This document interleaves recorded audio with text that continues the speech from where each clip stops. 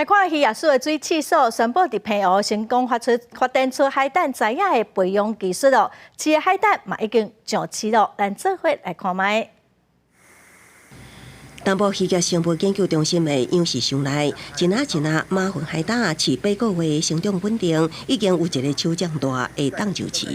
研究人员讲，马粪海胆袂动力高温甲海水过度冲击开死亡，因伫自然环境会附伫海底大石，无互大影冲走，食海藻大汉，所以人工养殖就用篮取代。篮的空棚会当互因掠条条，安心食海藻。那伫室内养殖，也阁会当避开一只裤日头烧着，也袂互风台小风侵蚀造成环境激烈变化，大家搁较紧搁较好。一方面提供稳定的水温，还有这些稳定的食物给它。那另外一方面呢，也可以降低外面所带来的这些污染。也毋过，一篮的空间大约是10只左右的马粪海胆上适合。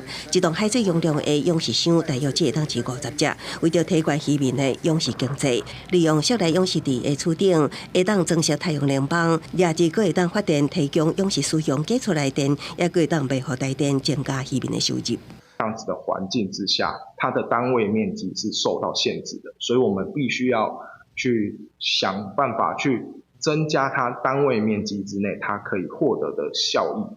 国内食的马粪海胆主要来自澎湖，也毋过天然环境甲过度掠野怪族群数量减真济。澎湖已经限制掠，国外进口量增加到140吨，计销真贵。即马成功研发鱼电共生的养殖技术，未来会当提供国内市场稳定需求。今年会当基转民间运用，刷落来也要研究海胆甲其他海洋生物共同养殖技术，创造更较济的海胆养殖经济效益。记者综合报道。